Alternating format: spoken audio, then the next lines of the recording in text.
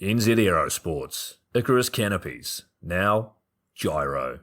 That's right, we've rebranded, and Gyro is our next generation. It honours our founder, as that's the name we knew him by, but Gyro also marks the start of a new chapter.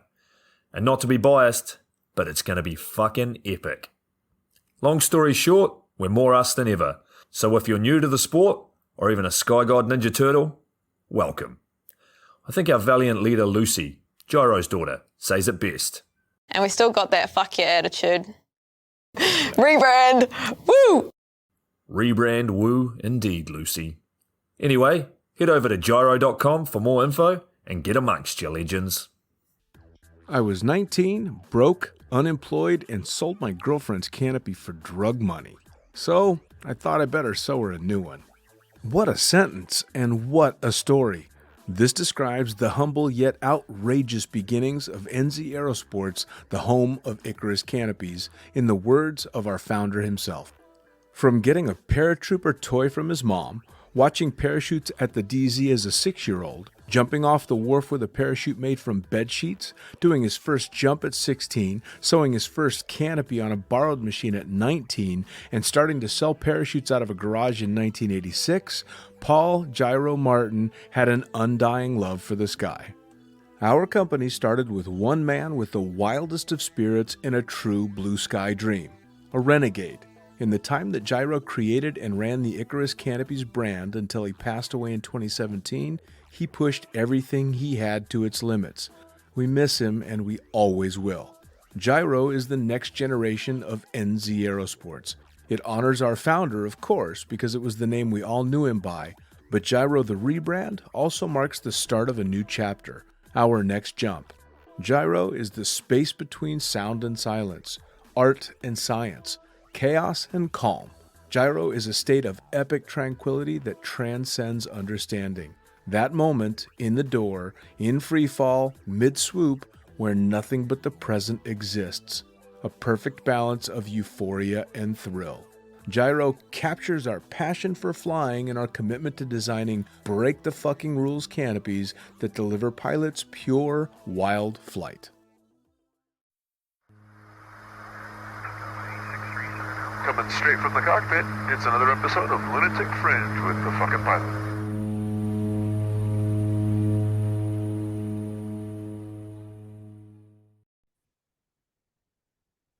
Ready, set, go! Back in the can for another edition of the Lunatic Fringe podcast, and a familiar face that I have not seen in quite some time smiling back at me. Who the fuck are you, and what do you do? Well, princess, this is Max. I got to get back to that princess thing. I'm currently in Germany. I am German. What do? I currently work at indoorskydiving.com. I do marketing, and I'm also a tunnel instructor here. Besides that, as you may know, the skydiving season in Germany is not the longest. We're really seasonally, and we only have weekends most of the time. So if I do make it out of the tunnel, you find me at drop zones. Especially this year, I did quite some tandems, just the little fun jumps, but I'm up there. I'm in the air flying, so that's good. I saw a bunch of posts from you doing tandems, and you'd not done tandems for quite some time, at least not this many, right? Yeah, well, after Dubai, where it was like a daily job to do tandems, I actually had like a little baby break and moved to Spain, where just like every now and then, like I really had to fight to do tandems. It was not like somebody's always asking like, "Hey, can you do tandem?" It's like I really want to do a tandem, just like for myself to be like current, actually like physically current, not just on paper, and also to be current on paper. And every now and then I had the trip to Germany. It was super easy when I showed up at the drop zone. It was like, "Hey, Max, do you want to do a tandem?" Okay, yeah, no problem. In Spain, it was kind of the other way around. Like, "Hey, can I please do a tandem?" Sure. I can't remember the last time I woke up thinking, I really want to go do a tandem. It's been a long fucking time. To be honest, even though I have my tandem rating for 8 years now, I never got to the point that I really didn't want to do a tandem. Sure. Like even now, I'm really happy to do tandems. I wouldn't say it's more fun than do like a sports fun jump for myself, but I really enjoy bringing somebody into our sports and getting to feel their excitement again. Oh yeah, man. I mean, I've said it a million times on the podcast. My favorite way to jump out of all my jumps ended up being tandems because it was so much fun. I mean, it didn't mean I didn't love going out and doing fun jumps and hopping pops and shooting video and all that stuff, but tandems, I was just very at home and very comfortable. And you get that buzz off of somebody else. It's like you're mainlining their adrenaline. Also, I got to say something really bad. It's the only jump. If you say you do a two-way, it's actually a two-way all the way. Yes, fair enough. Fair enough. So now, how did you get your start? Not necessarily just in skydiving, but in any so-called extreme sport. In any so-called extreme sport. Well, it was basically my own interest, or let's say my parents, well, not that extreme, but my parents got me into skiing and snow sports really early. They just took me along. It was their natural, um, how should I say? They were on like 4 to 5 trips a year, just going skiing. And I came along even before I was walking. I was in my parents' backpack or like strapped around the belly. And then, I mean, I wouldn't really know how old I was, maybe 2 or 3. I had my skis on, and we were skiing down the mountains. So that was pretty cool. I And mean, besides, skiing can be pretty damn extreme, man. I mean, it, yeah, it depends how much time you really spend and what you really do. I think in that age, it wasn't that extreme. I remember a story from my dad. It was like, hey, I was at the competition, slalom competition, and I lost my glove. And I stopped, climbed up the hill, got my glove, and then continued racing. So maybe I wasn't that competitive, or I don't know, but just didn't want a cold hand. yeah. And besides that, I mean, I tried everything. I was a big movie fan, and whatever I saw in movies, I really wanted to try. So that's why I guess also as soon as I turned 18, I had all my tattoos done. And I was like, okay, I'm independent now. My parents don't tell me shit. And Yeah, and I bet that went over real well. yeah, my mom cried a little bit, but then after a few weeks, she kind of got used to it. And Yeah, fair enough. Fair I enough. mean, at the end, it's our body and it's our decision, and I don't regret any of the tattoos I have. So it's all good. Yeah.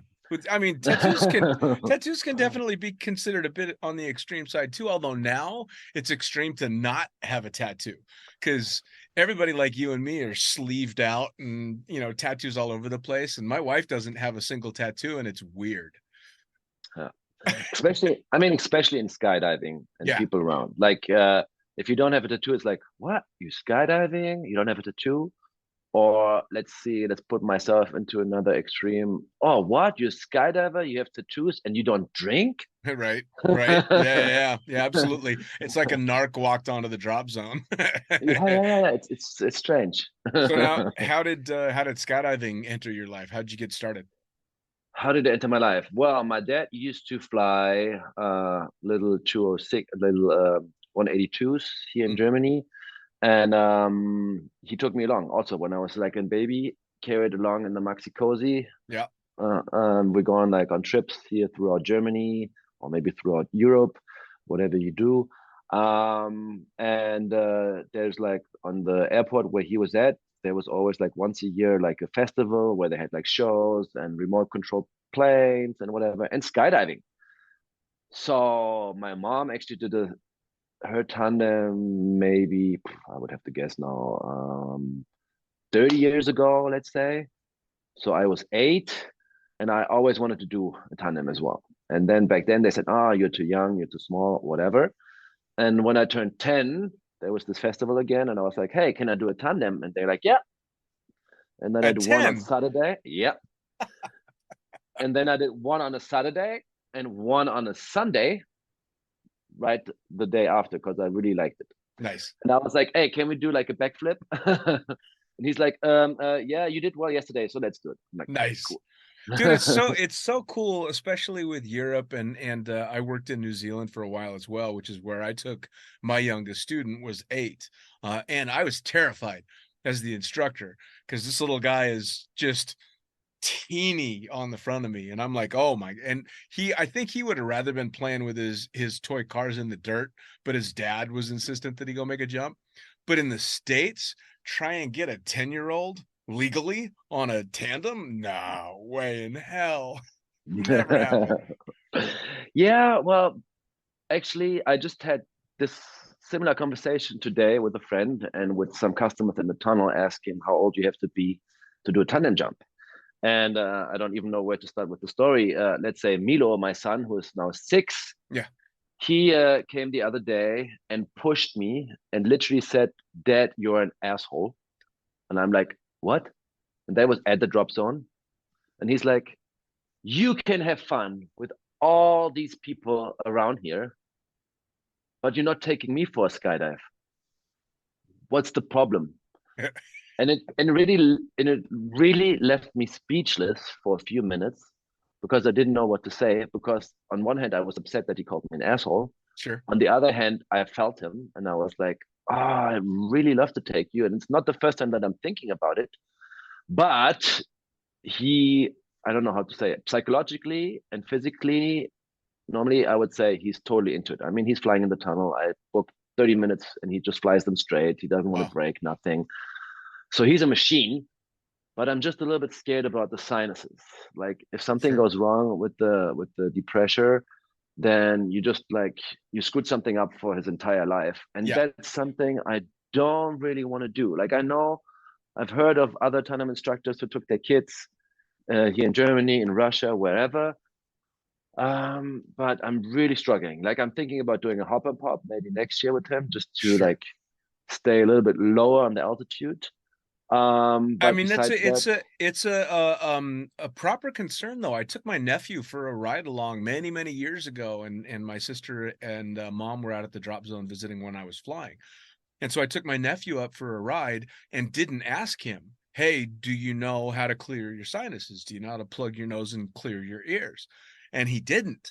And so we're on the descent down and he's having fun and I'm letting him fly it kind of, and all that stuff. And then I look over and he's just got tears streaming down his eyes. And I'm like, "Are you okay?" And he's like, "Yeah, I'm okay. This is great. My ears are killing me." And I guess he climbs out of the plane and he's just in agony, telling his mom, "Oh, that was so amazing, but I think my head's going to explode." And I felt like such a prick because I didn't ask that simple question like, "Hey, you're a kid. Do you know how to do this?"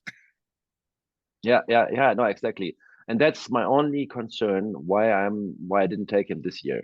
Like I tried the harness, even the regular Sigma harness is great for kids. Like I had a kid's harness in my hand, but somehow the way it was assembled and the straps were like you couldn't really tighten it so much. And taking the normal PAX harness was okay. Like if I really tightened it all the way, it was Sure. great. It was safe. So I didn't have a problem from equipment side either. But it was just like I was like, okay, maybe not this year, maybe next year, and then we'll see how we do it. And Sure. if I find also, I found here that a lot of pilots are struggling to take kids on the plane. I mean, not just as a co-pilot, but also if they know that there's a passenger doing a tandem and they are, I don't know, below, depends on the pilot, below 10 or below 12, they don't want to fly them. Sure. Sure. So I that's mean, like the main thing.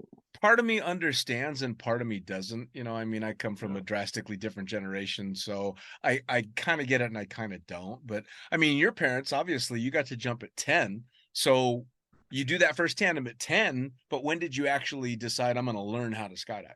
Was it then and you just had to wait? To be honest, my parents gave me the option like at 13, 14. I think in Germany you can ask for like requests and say you're a skydiving family or like your piloting family, whatever. Can I do it a year early? So I think you can start at 14. Don't nail me on that. I'm not 100% sure now, Mm, but I think normally it's 15 and you can request to do it 14. And my parents, like my dad even gave me the options to do my piloting license for airplanes, like with him, to fly with him. nice. But at 14, 15, all that I was thinking about was not spending the weekends with my parents. Sure. to be honest. And nowadays, I would say, what an idiot! I should have taken this one more year and started not spending time with my parents, maybe with 16 or so. But Sure. you know, you can always say it takes some time and you're more clever afterwards. But Yeah. So well, you went whatever. through, you started AFF at 15 then, or No, actually, at 28. 28? Yeah. So wait, what the fuck happened from you got offered at 15 and you waited another 13 years? Well, like I said, I grew up in Germany, knowing the weather, knowing spending some time at certain airports, etc., and getting to see some skydivers and having some friends that are skydivers in Germany. And they always like took me along, said, "Hey, why don't you do your AFF, whatever?" And I looked at them like either they were waiting because the weather sucked, or they were waiting because there was not enough people, or they were waiting because there was too many people, or they were waiting because there was something wrong with the plane, or there was always a reason to wait. And I was like, what kind of sport is this Yeah. where you spend most of the time waiting for something? Yeah, Like fair compared enough. to you go to the gym, you check in, you do your training. If there's somebody on a machine that reads a book, you tell them to piss off, and then you like do your training. So you So see all this, did you just decide to get on with a normal life? Do you like go to school and like have dreams like normal people? normal life. What? Wait, define normal. I mean, what? However you would define normal. What did I do? Maybe I stick with the how did I get to skydiving at 28? I have one friend. His name is Jerome.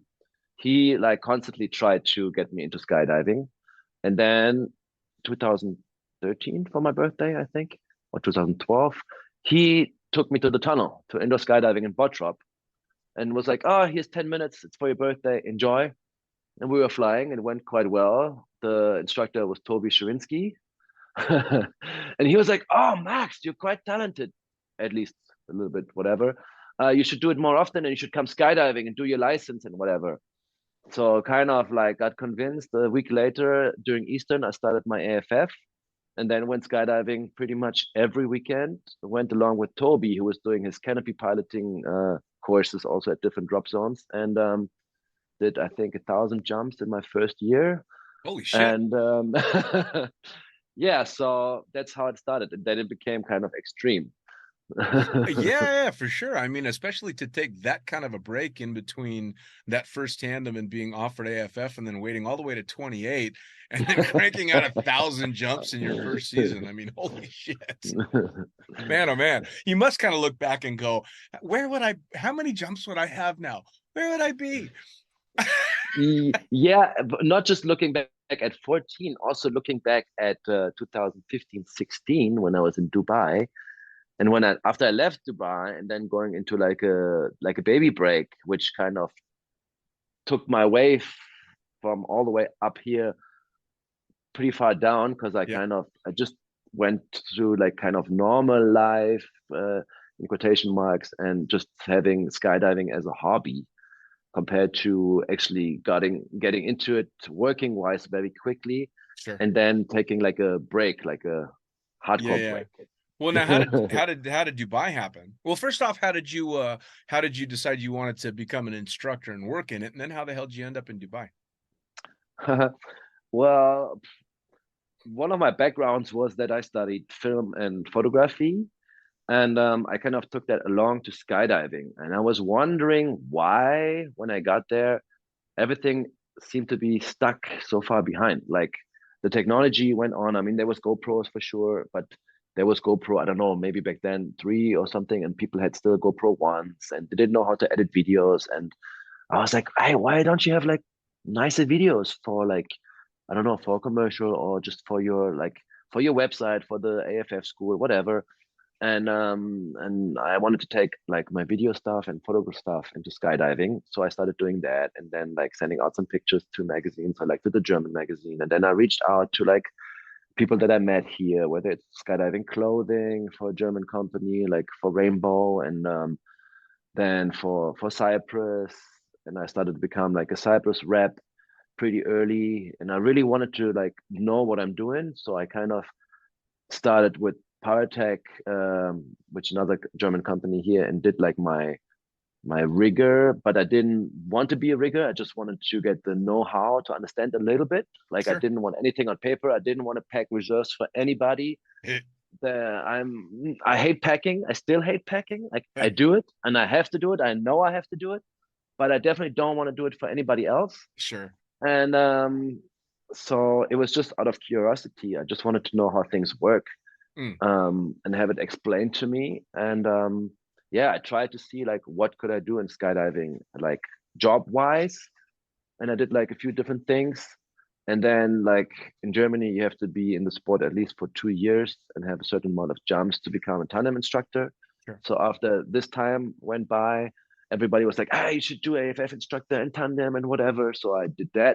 I didn't become AFF instructor though, because I said I want to focus on one thing first. Sure. And I started with the tandem and did some tandems. And I was at the Winter Festival 2014 in Dubai, I think.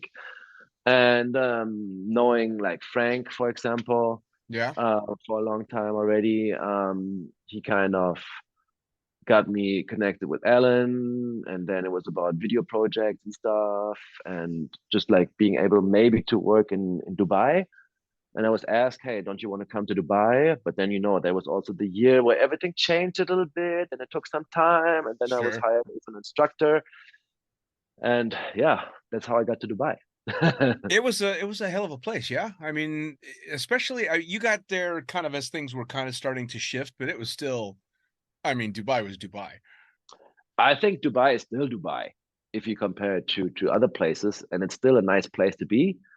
I mean, everything, all the stories I heard before, like before I got there about Dubai and how Dubai started, like skydiving wise.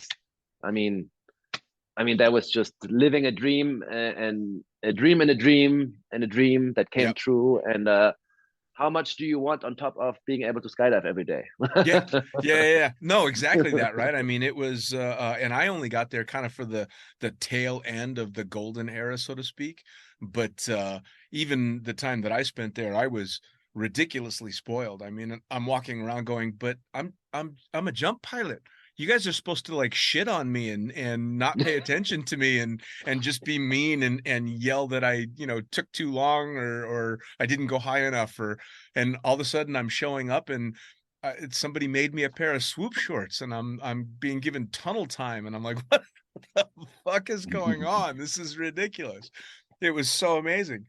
I remember my favorite story I ever heard before I got there was the one of the guys that used to fly the Porter out there back when it had just started. Big Boss wanted to do a jump that was off of the landing area and land on one of the roads that was on the shoreline. And the pilot was like, I'd love to land here, but I can't because all the street lights are here and I'll clip the lights with the wings. So Big Boss just took his Hummer and ran the lights down and said, now you can land here. I already knew where the story was going once you mentioned street poles. Yeah, man. It was, I mean, and that's kind of how it was too. And it's funny because, and I'm sure you're the same way. I start telling stories about Dubai, and even I don't believe the stories, and I was there. Which was it was so when you first went out there, you went out there as a tandem instructor? Yes. But you did a bunch of stuff with their video stuff too, right? Not really. Like during the season when I was there, we had the World Air Games, and all the staff members were part of some crew or like of the video crew, and I kind of got like head of video something during that time in the desert, which had almost no skydiving at all, and I was just responsible of like whatever we're filming there and getting the things together. Right. I tried to do like a little bit of schooling and a little bit of just introducing the cameras and explaining a little bit of camera equipment that we had and getting along with it and just some setup stuff. We had more plans, but also the production was like going down a little bit during that time. Sure. And so I was more involved in I was pretty much doing tandems. So like just work wise officially for the company doing tandems, like And how long were you out there for? I was actually just there for one season, like almost a year. You It only did wasn't. one season? Why does it I feel like you were there for know. so much longer? Did you I just make a bunch know. of trips before and after? Is that why? Because No. I know I saw I'm your just face for more than a year. I'm just such a nice guy, you You're know. just I'm that I'm memorable, so right? well remembered. Yeah, exactly. You're just that memorable. Okay, I get it. I get it. Well, I was So, there. I was there. I was there. The like I said, the Winter Festival before, and I was there actually just once after. wow. I So mean, I suppose, especially sitting up front all the time, I get used to remembering faces and I'm shit with names. I actually forgot my own brother-in-law's name the other day for like 5 minutes. It was horrible. So I'm really bad with names, but I remember faces. So maybe I just remember seeing you more than for one season. Who knows? also, you know, nowadays it's so much easier to not forget people because of social media. Yeah. Like for me, that's a big thing. Like you don't forget faces, you don't forget how faces change. You recognize people, you see what people are up to. Yeah. So it helps a lot. And then if you run into somebody, you kind of know what the person is doing. Oh yeah, So man. that's cool. You know, I mean, it helps us just to keep up. Yeah, some people say you get lazy, you don't actually really connect anymore. I don't, But I mean, don't get me wrong. I'll say that all the negative things about social media that everybody else does, it rots your brain and it gives you a lot of shit ideas if you're susceptible to that kind of stuff. But this podcast wouldn't exist if it weren't for social media. And I wouldn't have nearly the connection that I do with most of my skydiving friends if it weren't for fucking Messenger and Facebook and Instagram. So for yeah, as horrible as it is to have to maintain a presence, I'm really glad that I get to because I get to keep up with everybody. exactly. Especially over distances, like all of us living in different countries, different continents, even. Yeah, man. And different time zones, whatever. Oh yeah. This is so easy. I mean, I remember getting into social media was pretty much AOL Instant Messenger. Yeah. And there was a time when I was like, I don't know, don't get me wrong with the age. Maybe I was 14. I was always like visiting my godfather in the States. So I spent all my summers in the States. And to keep in touch with these kids there, I had AOL Instant Messenger. Like I waited for them to be online and then like, oh hey, what's happening? Sure. Like there was Sure. no posting pictures and anybody can just access them anytime. It was really like still like a phone call, but kind of text based. So Yeah, yeah, yeah. Yeah. It was none of the convenience of modern messaging and you had to type, no, but at least you got to talk to somebody. yeah. That So was the other thing that came up after. Um, for mm, Before Facebook, what was there? There was this other oh my pay, um my oh for fuck's sake, what was that everybody called? had it. Everybody had it. MySpace. MySpace. MySpace, Yeah, yeah, yeah. exactly. And that Yeah, one yeah, goofy picture, the only guy that was your friend when you first signed up. ah, yeah. That one. So what sparked leaving Dubai? Long story short, let's keep it to the basics. Um, let's say a pregnant woman that you're not married to. Back in the days, Ah, yeah. still having some rules in Dubai, which I heard changed now. It has Um, changed. but yeah, back then, let's say it was more of a problem for her, not for the man. Yep. But I was a nice guy, and I was like, okay, we got to do something and take care of something. And it wasn't really like rushing away from Dubai and wanting to stay away. It was more like, okay, before things go terribly wrong or we do get in trouble, let's leave and see how things go and organize and then come back. But it ended up being staying away. Sure. Well, I mean, and back then too, things have changed an awful lot in Dubai. I remember before I went, being told by people, "Oh, you're gonna hate it. Like all the women are completely covered, and even if you meet somebody, you can't even hold hands in public and all that kind of stuff." And then cut to I'd been there for like 3 weeks, and the first time I ever made it to the beach at JBR, and I'm walking down the beach, and it's just thong bikinis and side boob everywhere, and everybody's tattooed, and people are making out in the sand, and I'm like, are you kidding me? This is not. But with something like that, getting pregnant and not being married was a problem back then. Now it's not, Yeah. I mean, things have changed, have gotten which is way great. easier. Yes. To tell you a funny story about Dubai and rules and me, like I'm never panicking and I am not good at following rules. Mm. But okay, now that we use video, you can see what I have tattooed on my arm. There's like this lady. She used to be naked riding a rocket, and the week before I went to Dubai, we tattooed the bikini on her because I didn't want to get in trouble. Like thinking about doing tandems every day, like presenting this arm into the camera every day. I was like, I cannot show naked boobs to the camera every Right. day in Yeah. Dubai. Yeah. So, like, I'll tell you what, it loosened up so much that in the course of my time there, I got my sleeve tattoo after I had gotten there. I went on vacation and came back with the sleeve, and Boss was actually one of the ones that complimented me on it. He's like, "I really like your tattoo." And I'd watch things kind of relax and relax and relax over the years, all the way up until the last year that I was flying. I was on the climb out in one of the planes and I had a circuit breaker that I was trying to reach. And while reaching the circuit breaker, without knowing it, I had accidentally keyed the mic. And I talked to myself all the time.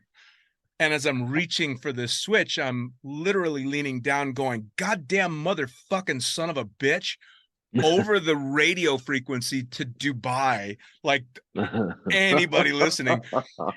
And had I done that 10 years prior, I probably would have been thrown in jail right away. But that happened, and the controller clicked back on, and just jokingly, with a giggle in his voice, asked, "Is everything all right?" So that to me encapsulates the incredible change that Dubai went through in the 10 years that I was there. You know, I mean, I think it's almost like living in California anymore. yeah, Kind no, of. I mean, just like, I mean, I've heard some stuff. I knew, like when I got there doing my first week of tandems, you should have seen me. I was like a little angel with the ring above my head, all suited up, jumping with girls. I wasn't talking to them much. I didn't exchange numbers. Um, there was like some of them coming up, like kissing me on the cheek in front of the camera, like at the end after landing, like saying thank you. I'm like, hey, sorry, keep your distance. We're in Dubai.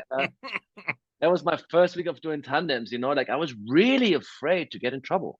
Yeah. Like seriously. I mean, I know myself and I know how used to things I am, and just having those routines and like really fighting with myself to know what I'm doing, to not, Sure. get into something. And yeah, and 2 weeks later I was like, okay, this is not what I imagined. It's way It's a more relaxed. It was a drop zone. I mean, it's actually kind of funny because Dubai has loosened up dramatically over the last 10 years, and the drop zone has tightened up over the last 10 years because the drop zone is now very corporate. It's obviously it's always been very high end, but they're incredibly professional and they want to keep it that way. And so they've really kind of reined in the skydiver hijinks that used to go on there. Which is funny because when Skydive Dubai was at its wildest is when Dubai itself was at its most restrictive. So it's really weird to watch it kind of do this flip. Yeah. But going back to rules in Dubai, I Hmm. think I mean, maybe correct me, it was always a USPA drop zone, but also kind of still trying to find its own way in Dubai, Sure. kind of thing, no?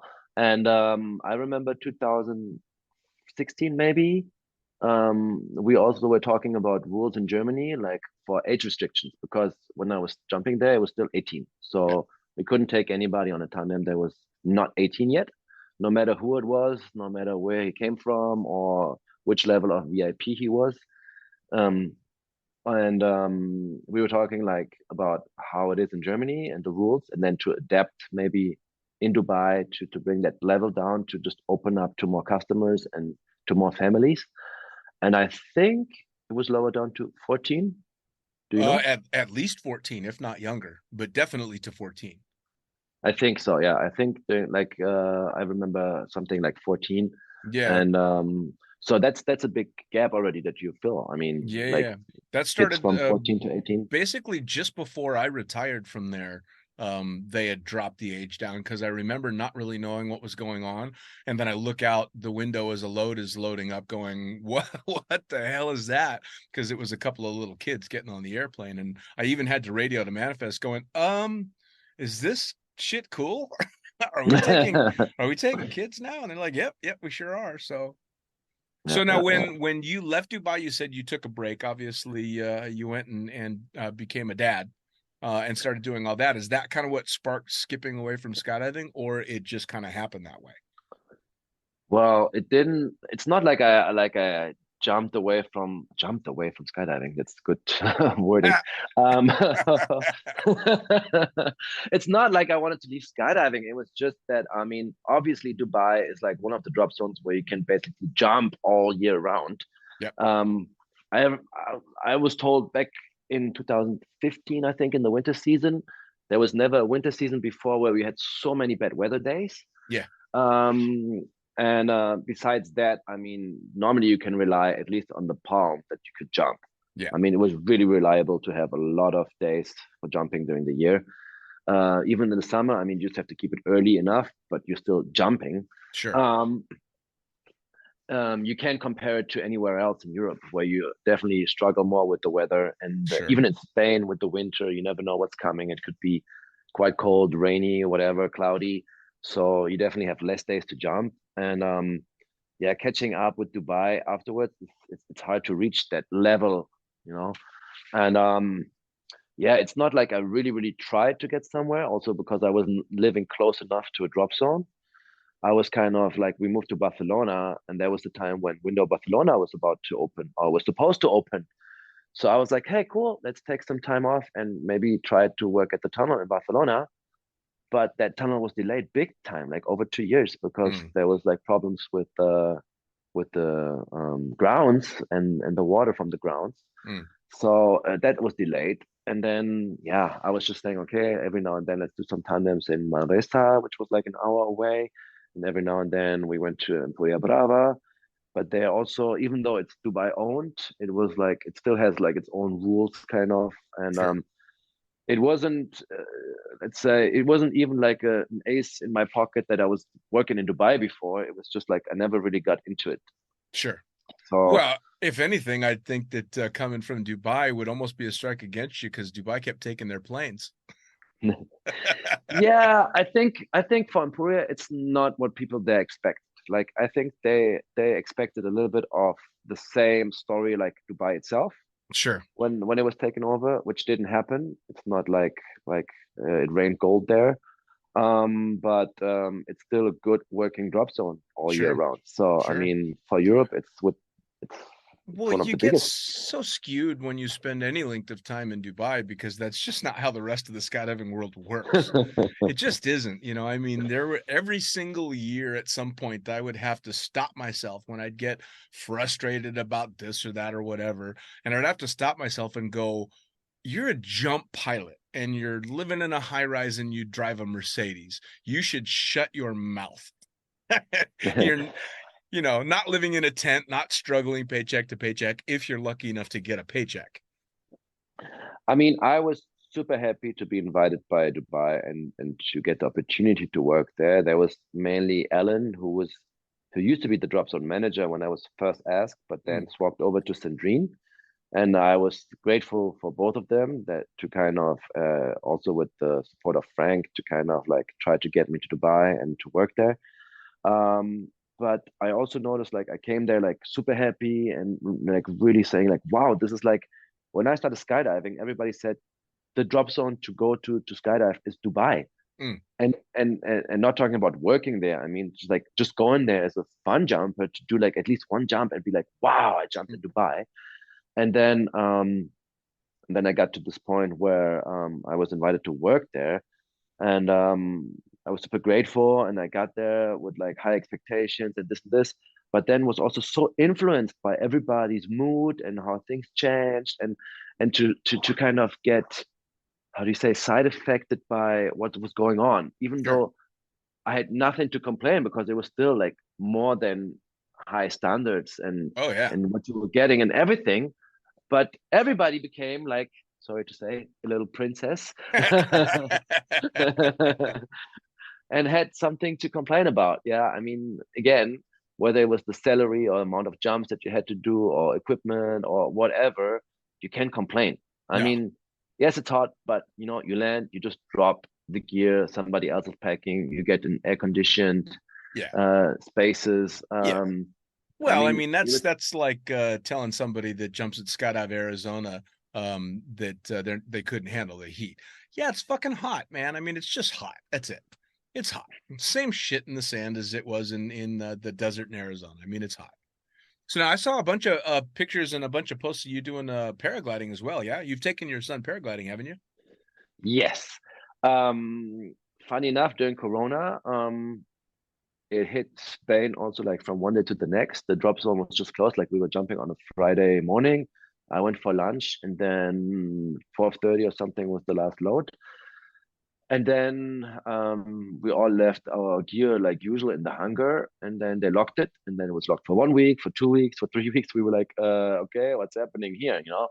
And then like no one knew what was really going on. I mean like everywhere, and so we all had to stop skydiving, and we all at one point had to stop tunneling and whatever there was, and it was all about like finding other sports. And after a while, it seemed like the whole drop zone, or at least like the staff part of the drop zone, and like the people who were living around and skydiving a lot, started paragliding.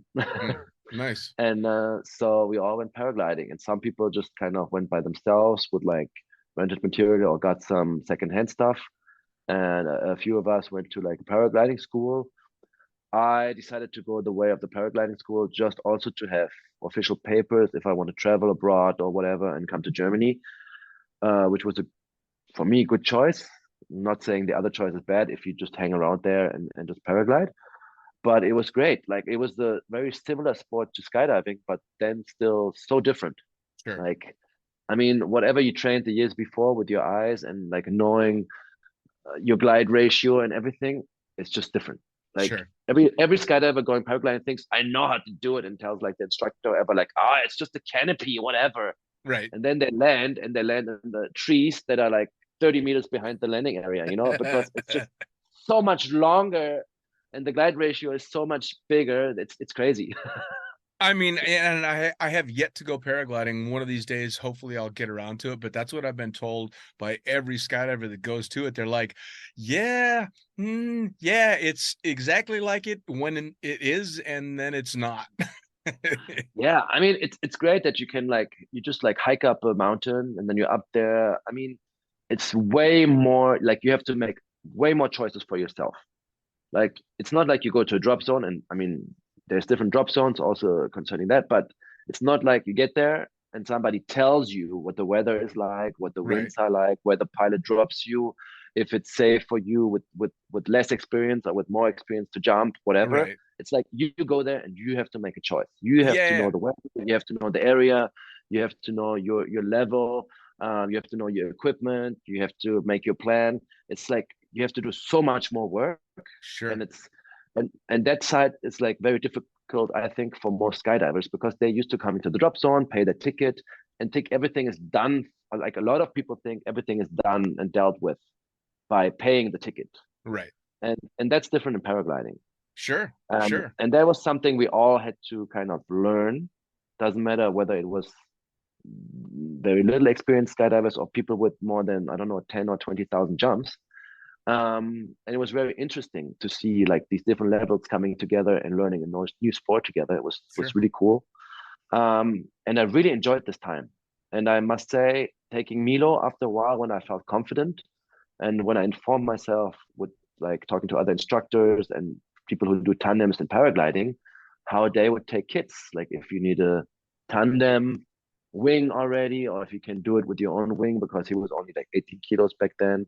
And what I have to get, and I just got the kid's seat, and I just like kind of clipped it in front of my seat, and we went flying. And the first time we went flying was actually in Emporia on the mountain there, and taking like a nice flight to the beach. It was perfect condition. It was almost a little bit too windy, but we went flying, and I noticed like we could have stayed for an hour or something, but I was like, I don't know how Milo is behaving. He's young, maybe he gets bored, and then I can't land right away. I still have to fly to the beach. So I went like for a straight flight, maybe 15 minutes to the beach. We landed like during sunset, and he was like, "Daddy, this was so cool. Let's go again."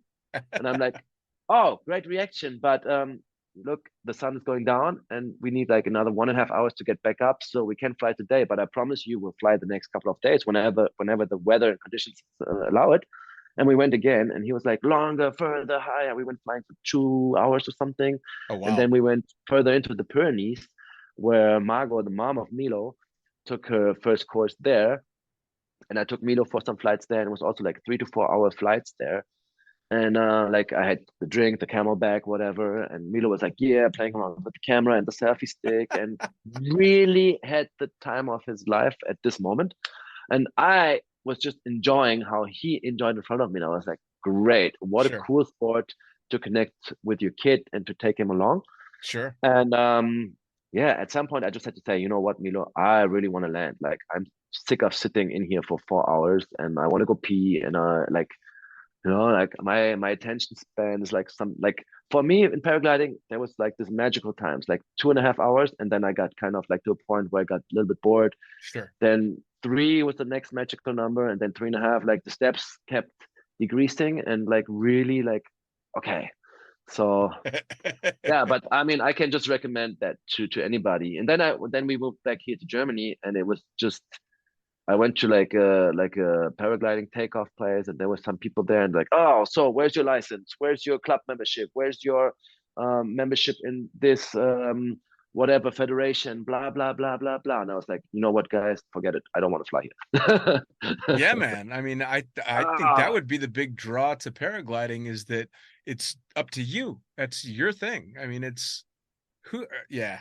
We won't get into the politics of that too much. There's enough politics. No. What I was gonna say, if you get into politics about paragliding and skydiving and whatever air rules there exist, or ground rules or country rules or whatever, then we can talk about 10 hours and we still don't get to a point. Yeah. Still won't get anywhere. Now, so one second. Yeah. All right. Oh, here I am. Sorry. No. Like I said, so tell me about getting started back in the tunnel in Germany. Say again? How'd you get started back in the tunnel?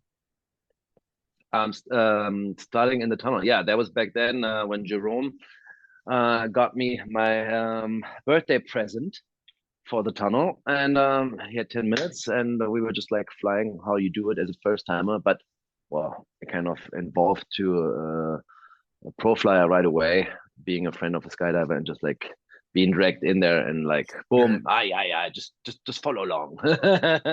So now, when you went back to Germany after Dubai, how did you end up working for the tunnel out there? Yeah.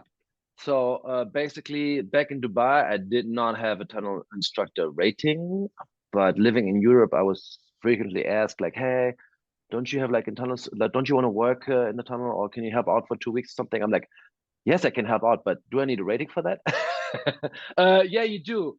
You don't have that? I'm like, no, I don't have that. How do I get that? And then I did my rating actually at FlySpot in Poland.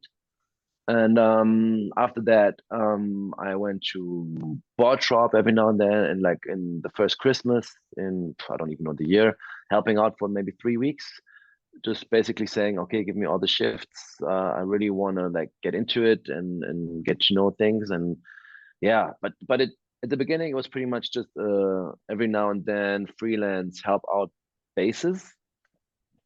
And then going back to Spain, I tried to work at Windor, which was kind of, everybody knows from the business and knowing Windor that it's not easy to get into it.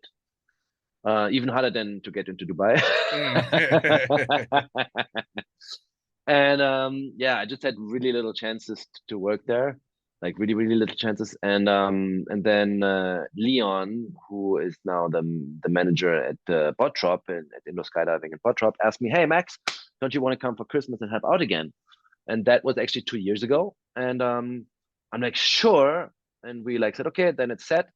And then I called him half an hour later. I said, hey, wait, isn't Viernheim opening soon? Because that's way closer to Frankfurt where my family is at.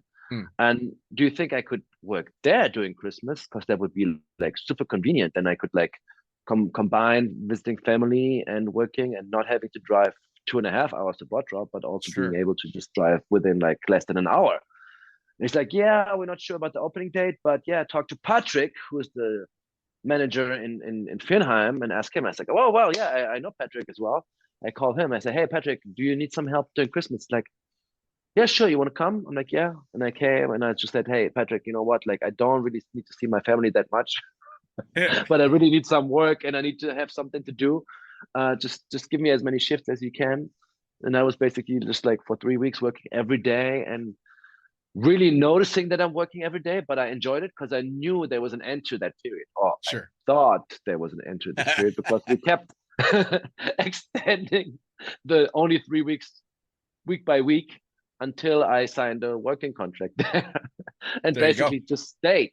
And then I just left, I think, in April to kind of get all the things in Spain together and move to Germany.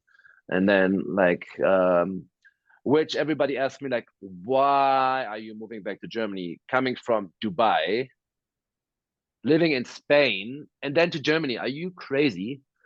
Well, yes, the weather factor is not the best kind of, I would say, here in Germany, but there's still other things. Like my family is here. Sure. I'm not too much of a family guy. I don't know, like other people have maybe even more family thing, but during Corona, I really noticed like how it sucked being kind of locked into the house and having too many rules in Spain about Corona and stuff Yeah. like this. And it really got me to the point that I was like, wow, I just really want to be in Germany, like being around with friends, having the family. And we kind of had Milo, just the two of us all the time until then, like till 4. We never gave him away to a babysitter.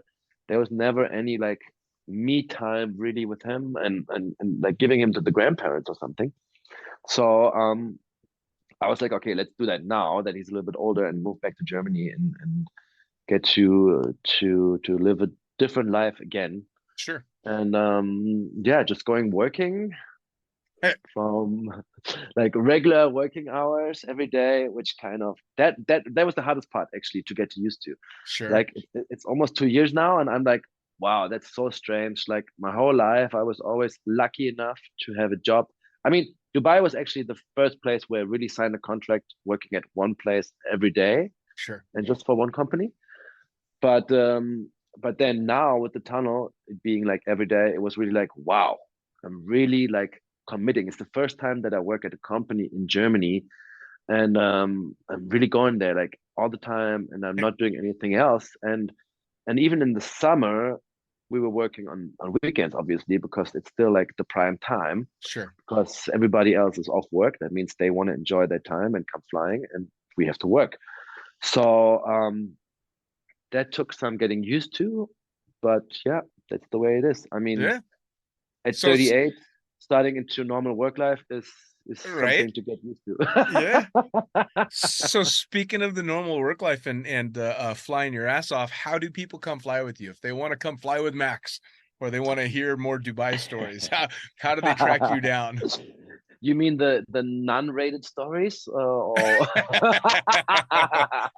think Yeah. your podcast. I mean, even though we said, hey, we can say whatever we want, we still keep it We keep to a it certain level. to to a certain level. Yeah. Yeah. Love it. Yeah, well, currently I'm in the tunnel in Firnheim, which is very close to Mannheim. It's like almost an hour south of Frankfurt, and we have actually the first of its kind tunnel for ISG tunnels, which is coming along a little bit with the problematics that we have nowadays, that electricity prices rise and energy prices rise, and we got to keep costs low to actually still be able to maintain all the fun stuff that we want to do. Mm, So this tunnel is like a concept that is a little bit less energy consuming. It's mainly marketed for first timers, but it's still a very good tunnel for skydivers up to a certain level. Like any beginner can learn sit fly and everything, dynamic flying. It's not really to compare to something else, a tunnel that is made for competition. cool. But even like really experienced skydivers trying to fly there is like a unique experience for them and a way to practice maybe some skills Sure. to see like that the technique really has to sit well on spot to actually do the movements that you're used to and comfortable with. Oh yeah. um But yeah, we are situated very close to like a shopping center. We are officially part of the shopping center, but like our own building in front of it. Cool. So yeah, I'm you can find me there most of the time. Actually, this year I swapped over to do more office work. So I do the marketing, the local marketing in Viernheim, and I'm still sometimes working as an instructor or flying with friends or with skydivers or whatever. And this week I worked at the front desk because we're a little bit short staffed there, and it's very interesting to kind of try to work in the same company doing everything. Sure. And I just noticed like what a good job these girls do on a daily Yep. basis, because Yep. actually I found that the front desk is it was for me the hardest, Yeah. especially now we're on holidays, like we have a full house, and the shift was like the morning you're alone, or like in the afternoon you're alone, just in the midday we're the two of us. And I was like, wow, there's so much stuff to do. Like you check in these people, you talk to them, you explain to them everything, you organize the schedule, you answer the phone, you answer emails, you do everything in the background, you do the Yeah. coffee, you do whatever. Like it's so much work. Like I didn't look at my phone for the entire day. But the cool thing was the time was just running. Like Yeah. I was off shift. It was just like boom. Well, I mean, it's Oh. it's manifest. It's just manifest for a tunnel. I mean, Yeah, manifest is the hardest damn job on a drop zone. I've said it a million times. So front counter to wind tunnel, probably even more so. Yeah, you have a little bit more people that you can work with during the day. I Yeah. think like we get to get through more people than on a drop zone. But yeah, I mean it's fun. It's very nice to see the different perspectives, and I was able to like do some behind the scenes, and even for marketing, like get to maybe have some conversation with customers that I normally don't have, etc., Sure. etc. So that was really interesting week for myself. And besides that, skydiving wise, I'm pretty much traveling. Like I don't have the home drop zone that you find me all the time, but and tandem wise, I keep it very true word by word basis. Maybe some social media commercial stuff that we just post some videos, and then people like contact us. But Cool. we fill the weekends pretty good, and we like usually like at the moment the main drop zone that we jump at is in Mannheim or Catch, like Hockenheim, where the famous racetrack is at, and they run a porter. So usually they as a club don't have too many of their own tandems, so we can still bring tandems there. Nice. And it's not like they have the whole year scheduled out Sure. and you really need your appointment. So we usually do the appointments maybe 2 weeks before the weekend, and that Cool. it's a very easy going tandem operation then. Nice. Well, as we wrap things up, give me your social media. So for somebody that wants to come to a tandem with you, they can shoot you a message. Well, it's just basically my name. You can find whatever you want to find about me with typing in Max Heidenfelder, completely German word. A little bit. Heidenfelder. But it's easy to find. We're friends, so whoever connected with you can find me just typing in Max. I think there's maybe 2, maximum 3 Maxes in your friends. I don't know. I think only 2. I think only 2? 2. Yeah. So it's a 50-50 chance. Yeah, throw the dart. Throw the dart. You're gonna score. Max, man, it's been so great catching up with you. I'm really glad that we were able to connect. I know you've been kind of busy, but this was great.